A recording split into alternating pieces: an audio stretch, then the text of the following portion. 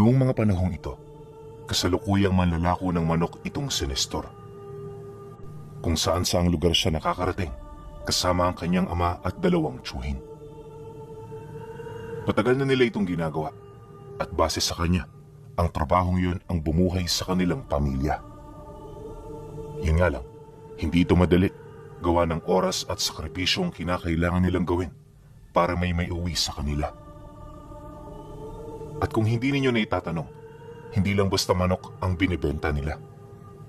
Yung mga nilalako kasi nila, pinapausukan na at nilalagyan ng iba't ibang pampalasa.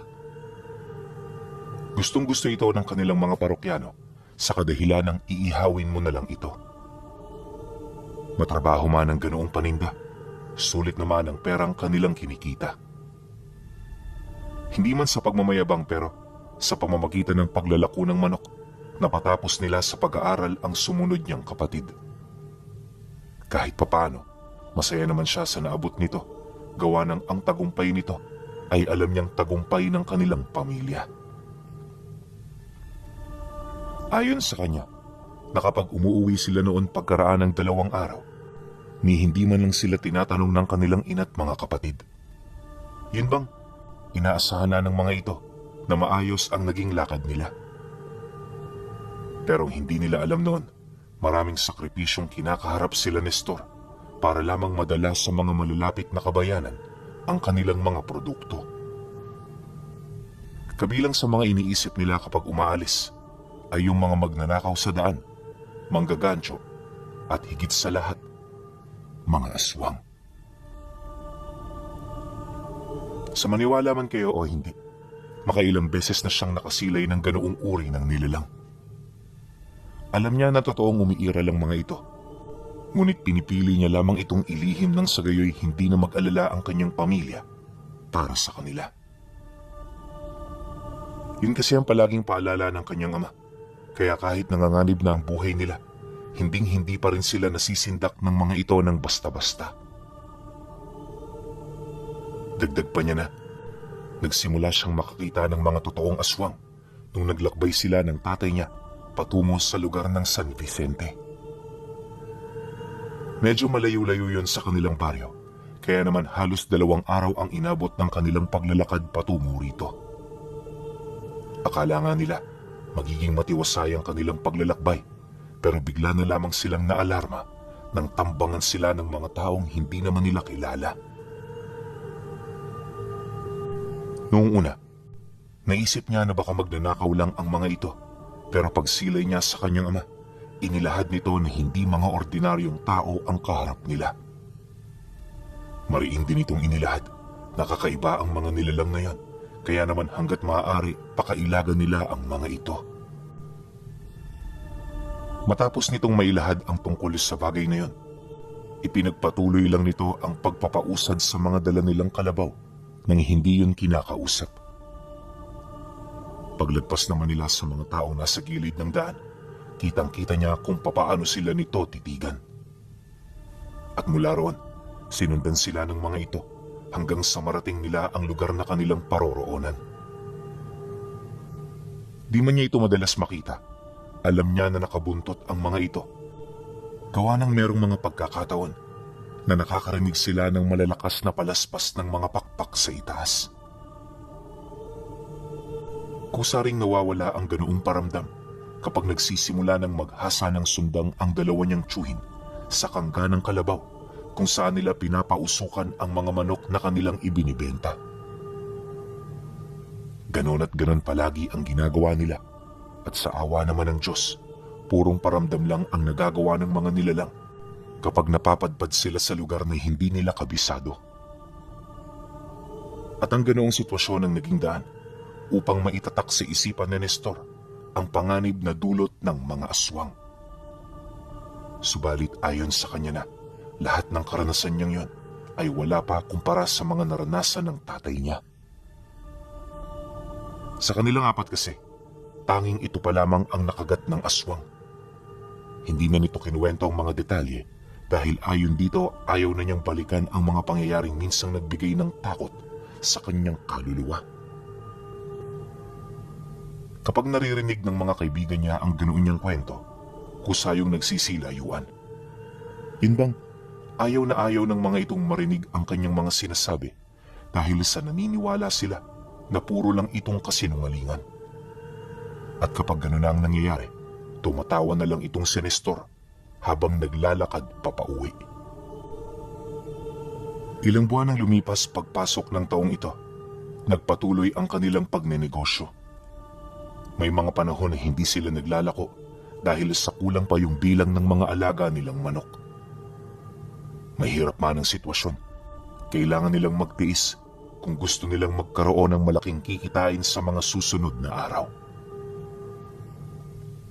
Anya, hindi naman noon ganong mahirap ang pag-aalaga. Minsan kasi, may mga nauhuli silang galang manok sa damuhan, kaya naman madali nitong nadaragdagan ng kanilang mga pambenta. Di hamak na mas masarap din ang gala kumpara sa inaalagaan nila. Minsan nga, kapag marami silang manok, yung mga galang nakukuha nila, itinatago nila para sa sarili nilang pagkain. Siyempre, paminsan-minsan, kailangan din nilang pagbigyan ng kahilingan ng kanilang mga katawan. Hindi naman ito ipinagdadamot ng kanyang ama, lalo pat alam nito kung ano ang pakiramdam ng mga taong hindi nakakakain ng maayos sa araw-araw. Dagdag pa niya na, ang ganoong ugali ng kanyang ama, ang ipinagpapasalamat talaga niya ng sobra. Dahil dito, mas nagtatrabaho siya ng maayos at kailan may hindi siya gumawa ng mga bagay na ikakasakit ng loob ng mga taong nakapalibot sa kanya. Akala nga niya noon, habang buhay nang magiging ganong kasaya ang kanilang pamilya, pero lingid sa kanyang kaalaman, may mapanganib pa pala silang kahaharapin sa pagpapatuloy ng kanilang negosyo. At nagsimula ang lahat ng iyon, pagtungtong ng buwan ng Nobyembre. Sa unang linggo ng buwang ito, bitbit na nila ang halos 50 piraso ng mga pinausukang manok. Hindi pa nakakaalis ng bahay, nakasalansa na ang lahat ng paninda sa loob ng kangga. Nga pala, para magkaideya kayo sa kangga na gamit nila, meron itong 3 kalabaw na nagpapatakbo rito. Malaki-laki at mabigat kasi yun pinuno, kaya naman hindi ito kakayanin ng 2 lang. At kapag marami silang dala, silang 3 ng tsuhi niya, patsagang naglalakad hanggang sa marating ang karatig lugar. Ganun at ganun palagi ang kanilang ginagawa upang mabawasan ang bigat na hinihila ng mga kalabaw. Ngunit sa pagkakataong yun, dahil sa konti lang ang dala nilang paninda, hindi na sila nag-aksaya pa ng lakas para maglakad. Dito na muna tayo. Siguro mga 1 linggo nga abutin ito. Balita ko kasi, marami ang naghahanap dun sa atin. Kaya naman kahit may mga parokyano tayo rito, dadalhin natin ang mga ito sa lugar nila. Yung mga kanina lang na nagtanong, pagbalik na lang natin sila hatira ng paninda.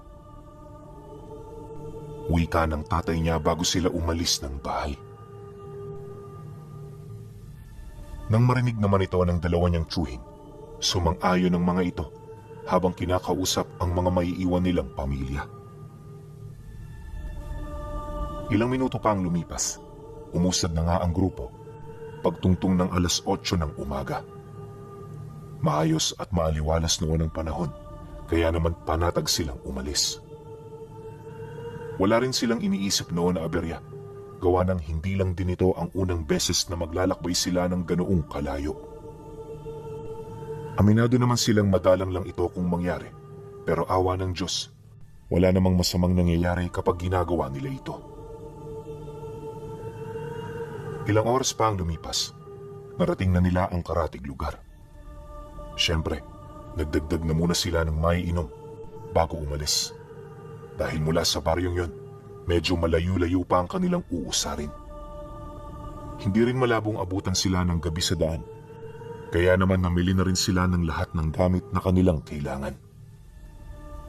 Pagkatapos nito, agad namang umusad ang grupo. Ngunit hindi pa man sila nakakalayo, may mga napansin siyang lalaki sa daan na nakatitig sa kangga nila. Kakaiba ang dinadalang presensya ng mga ito, hanggang sa bigla na lamang niya itong nakitang lumuha ng dugo. Nakaangat na rin ang mga kamay nito na animoy pinipigilan sila nitong umalis. At sa isang iglap, muling nanumbalik sa normal ang kanyang mga nasilayan. Dala ng pagkagulat, agad naman siyang napatalikod sa bintana habang maiging pinag-iisipan ng kanyang mga nakita. Huli na rin niya itong nabanggit sa tatay niya sa paniniwalang namamalikmata lang siya. Pagsapit naman ng gabi, nang malaman niyo ng kanyang ama, inutusan siya nito na manalangin.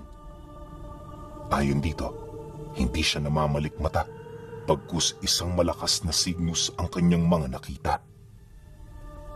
Maaaring may naghihintay sa kanilang panganib, kaya para maiwasan ito, kailangan niyang magdasal ng taimtim.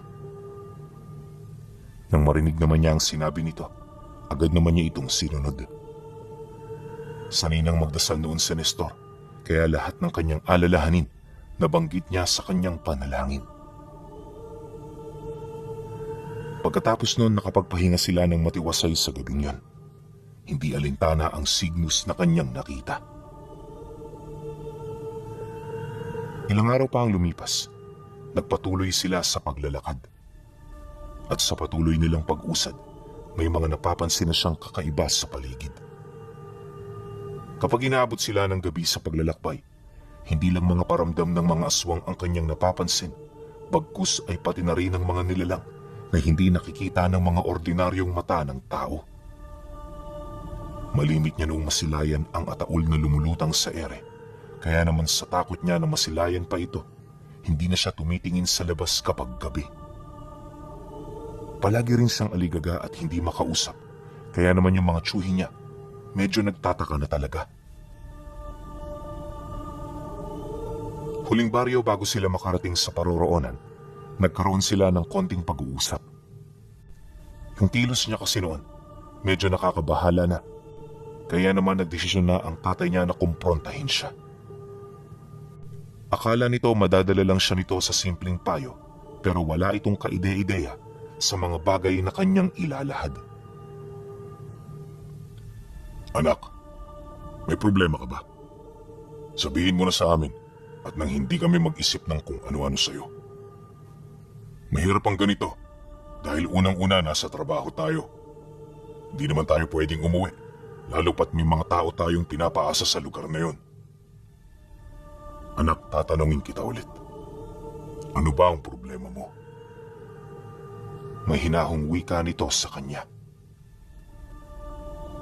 Nang marinig naman ito ni Nestor, dali-dali siyang napatingin dito habang nanginginig na nagwiwika ng, Tay, nakita ko ho kayo sa panaginip ko eh. Pinatay ng mga nilalang na yun. Tay, masama ang kutob ko sa lugar na pupuntahan natin. Pwede naman siguro nating hindi na ito ituloy, Tay, di ba? Umuwi na lang tayo. Dahil sa kanyang sinabi, agad namang napakunot ang noo nito. Alam ng tatay niya na masyado na itong imposible, kaya naman kahit labag sa kanyang loob, hindi ito pumayag. Nakakatakot man ang ganoong desisyon para sa kanya, kalaunay wala na rin siyang nagawa kundi ang sumunod. Ang inisip na lamang niya na sa oras na makaligtas sila, hinding-hindi na siya sasama pa kapag may naramdaman siyang matinding panganib na umaaligid. Matapos ang kanilang naging pag-uusap, pilit niyang kinalimutan ang lahat ng kanyang mga nasilayan. At kahit labag sa kanyang loob, nagpatuloy siya sa pagsunod hanggang sa dumating ang puntong abot tanaw na nila ang bayan na kanilang pupuntahan. Ilang kilometro ang layo nito. Naupo muna sila sa ilalim ng puno para magpahinga. Malapit lang ito sa daan, kaya naman kahit naghahabol sila ng oras, pinili nilang sulitin ang maganda-gandang simoy ng hangin. Hindi nagtagal, pagsapit naman ng 12:00 ng tanghali, masaya sila roong nananghalian. Habang kumakain, panay ang pakikipag-usap nila hanggang sa may napansin silang dalawang batang pulubi na naglalakad sa tabi ng daan. Nang marating naman ito ang kanilang kinaroroonan, bahagya itong napahinto habang nagmamasid sa kanilang ginagawa. Pagsilay naman niyang nahihiya ang mga ito, siya na ang naglakas loob na lumapit. Bitbit niya noon ang isang buong manok para sana ibigay sa dalawa. Ang kaso lang, paglapit niya, napansin niya na parang hindi ito interesado sa hawak niyang pagkain. Ilang minuto pa ang lumipas. Pagtitig nito sa kanyang mga mata, bigla itong bumulong sa kanya ng, "Huwag niyo nang ituloy ang pagpasok niyo rito. Mapapahamak lang kayo. Hindi niyo alam kung ano naghihintay sa inyong panganib sa lugar na yan. Akin na yan."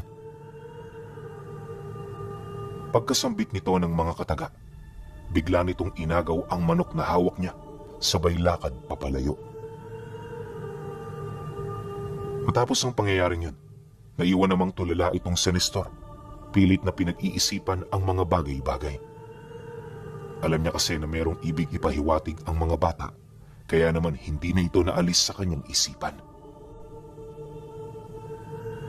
Nang mapansin naman ng tatay niya ang kanyang ginagawa, nagkusa na itong lumapit para matingnan ang kanyang kalagayan. Ngunit nang mapansin ito na parang naninigas na siya at wala sa sarili, dito na siya nito paulit-ulit na tinapik hanggang sa bumalik na sa normal ang kanyang ulirat. Pagbaling naman niya roon ng tingin, agad niyang naramdaman ng matinding takot na biglang namutawi sa kanyang kalooban. Hindi na rin siya nagdalawang isip pa na ilahad ang sinabi ng dalawa, ngunit sa kasamaang palad, hindi ito pinaniwalaan ng tatay niya. At ang mas masaklap pa, nabatukan siya nito buhat sa mga sinabi niya. Makalipas pa ang ilang minuto, nagdesisyon na silang umusad patungo sa baryo.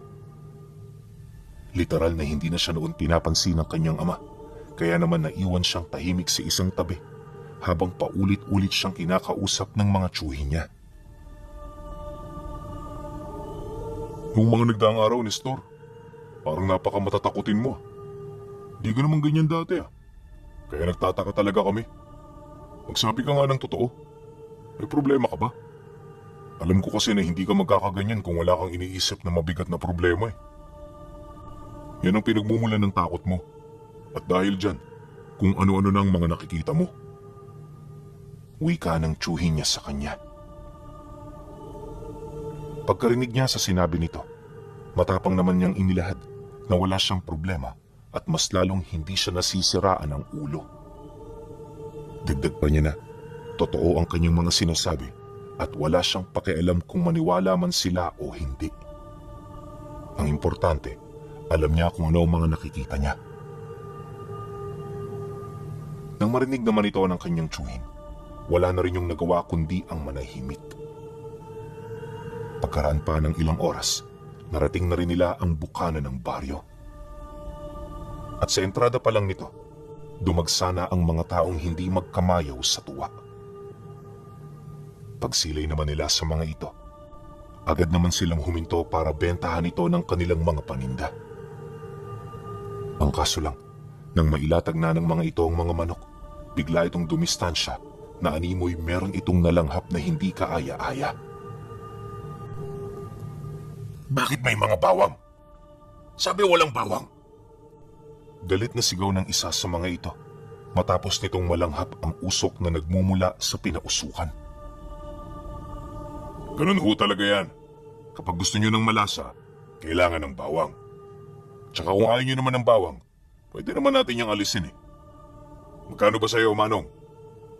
Sagot naman dito ng tatay niya. Ngunit nang marinig ito ng lalaki, agad yung naglakad papalayo. Unang bungad palang pinuno. Kakaiba na talaga para sa kanya ang mga nangyayari, kaya naman hindi niya maiwasang maalarma. Makalipas pa ang ilang minuto nitong pagmamasid, dito na dumating ang lalaking nagpapunta sa kanila. Akala noon nila Nestor, makikipag-usap pa ito ukol sa kanilang dala, pero diretso na nitong pinamili ang lahat ng kanilang mga paninda. Pagkaabot naman ito ng bayad, bahagya itong tumitig sa kanyang ama, kasabay ng mahinahon itong pagwika ng, "Dumaan na muna kayo sa bahay ko.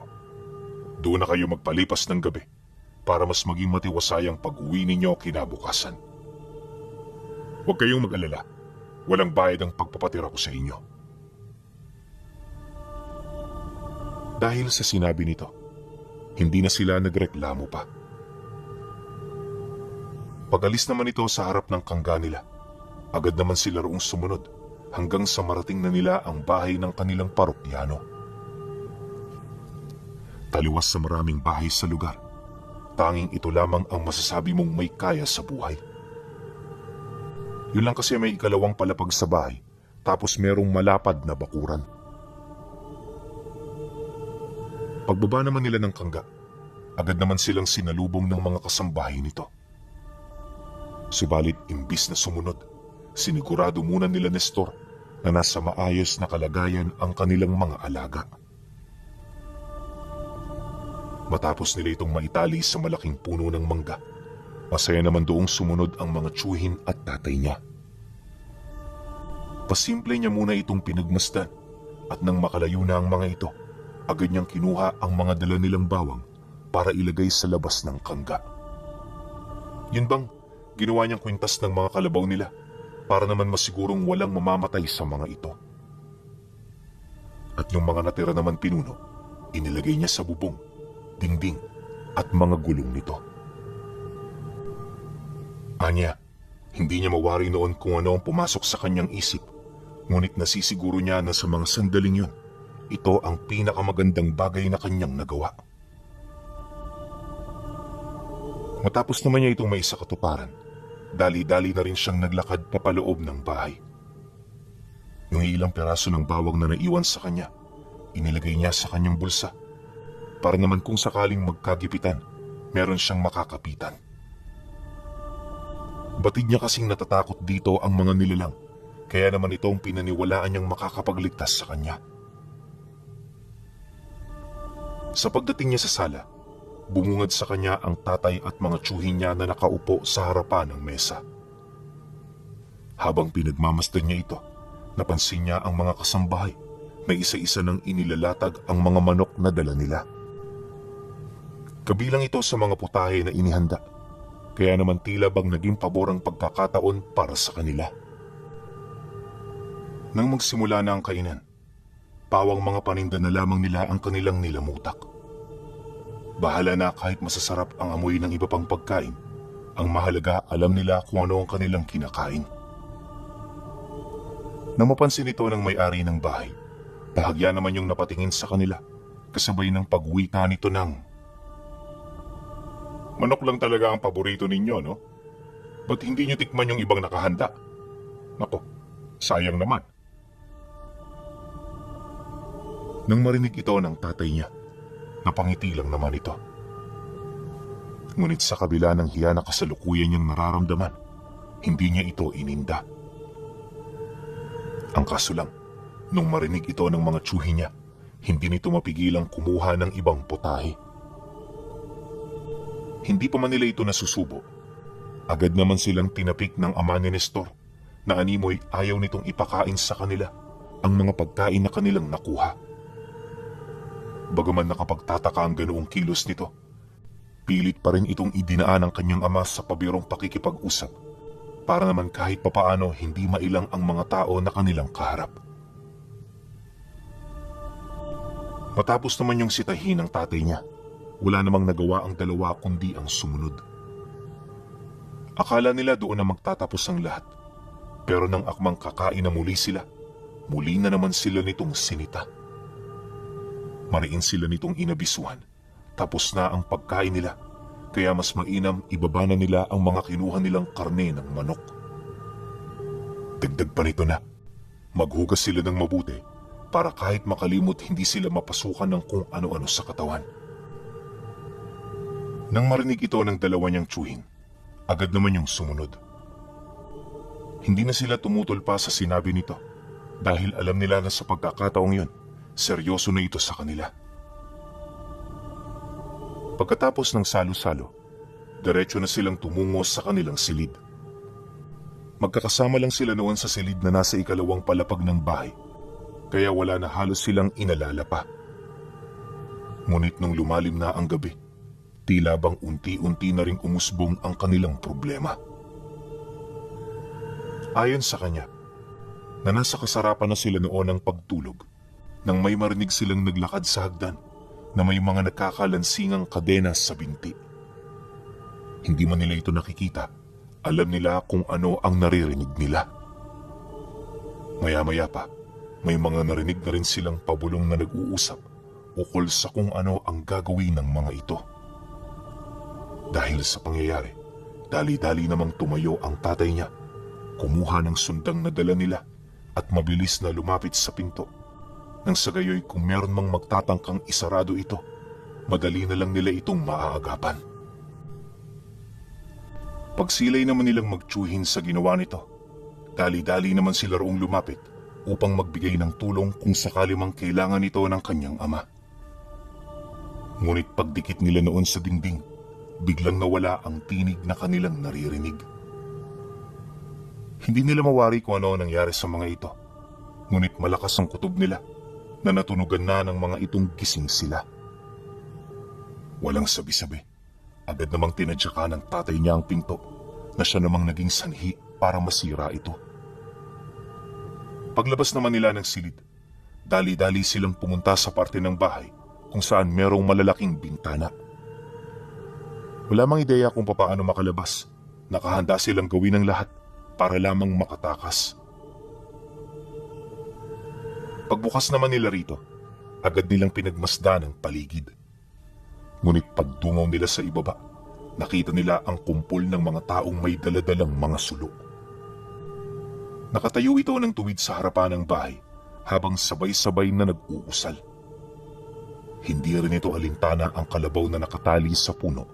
Animoy wala silang pakialam kung suwagin man sila ng mga ito. Ngunit pagsilay ni Nestor sa lugar na yan, dito na siya unti-unting napaisip nang mapansin niyang hindi man lang ginalaw ng mga ito ang mga alaga nila. Wala ring nagtangkang pumasok sa loob ng kangga kahit nakabukas ang mga pinto nito. Dahil sa pangyayari, doon niya nakumpirma na tunay ngang takot ang mga nilalang sa bawang. At sa halip na pagdudahan pa niya ang kanyang mga agam-agam, hindi na siya nagdalawang isip pa na bigyan ng bawang ang mga kadugo niya. Tay, ito, natabi ko yung kanina. Nakikita niyo ba yung mga nakikita ko? Tingnan ninyo. Hindi ho nila kayang pasukin ng mga lugar na may mga bawang. Kung tama nga ang hinala ko, maaaring ito makapagligtas sa atin. Nang marinig naman ito ang kanyang sinabi, agad nitong kinuha ang iniabot niya. Pinahagian din ito ang dalawa niyang tsuhin bago nila pinag-isipan ang kanilang mga gagawin. Hindi nagtagal, nang makalikom na sila ng sapat na lakas ng loob, dito na sila nagdesisyong humanap ng ibang daan patungo sa kinaroroonan ng kanilang alaga. Sinubukan na rin kasi nila noong sumipat sa ibaba ng hagdan, ngunit pagsilay na pagsilay nila rito, bumungad sa kanila ang mga bangkay ng mga taong nakabitay sa kisame. Sa ilalim naman ng mga bangkay na yon, naroon ang isang kakaibang nilalang na binabalot ng benda ang buong katawan. Meron din itong pakpak na gawa sa purong itim na balahibo na kung titingnan, may hahalin tulad mo ito sa pakpak ng uwak. Dahil sa pangyayari, hindi na sila naglakas loob pa na makipagsapalarang dumaan sa hagdan. Alam kasi nila na mapanganib ito dahil na rin sa nilalang na nagbabantay sa ilalim. Pagbalik naman nilang apat sa bintana, inilahad ng tatay niya na yun na lamang ang paraan na meron sila. Dagdag pa nito na, hindi na nila dapat pang tingnan ang taas ng lugar dahil di hamak na mas madali at mas ligtas doong dumaan. Matapos naman yung marinig nila Nestor, hindi na sila tumutol. Naisip nila na may punto naman ito, kaya naman pag-akyat nila rito, sabay-sabay na silang lumundag. Sa isang kisap mata, gumulong sila sa lupa habang hawak-hawak pa rin ang mga bawang na bigay niya. Ngunit dahil sa taas ng lugar, aksidenteng nabitawan ni Nestor ang hawak niyang bawang. Kaya naman nang makita ito ng mga nilalang, agad siya nitong sinunggaban hanggang sa makaladkad na siya nito papalayo. Mabuti na lang, dali-dali siyang sinundan ng kanyang tsuhin habang walang habas na pinagtatataga ang mga aswang na dumadarag sa kanya. Maya-maya pa pagbitaw naman ng mga ito, agad naman siya nitong nakuha kasabay ng mabilis nilang pagtakbo pabalik sa kangga. Sa sobrang pagmamadali nga nila noon, hindi na nila kinalig ang tali, bagkus ay pinutol na ito ng kanyang ama. Matapos nun, buong lakas na nitong pinaghahataw ang mga kalabaw upang kumaripas na rin ito ng takbo. Habang papatakas ang kanilang grupo, ramdam naman nila ang iilan sa mga ito na nasa bubunga ng kangga. Nagpupumilit itong gumawa ng butas pero hindi sapat ang lakas nila para mapangibabawan nila ang mga nakasabit doong pangontra. Dahil dito nagawa nilang makatakas sa lugar ng walang namamatay.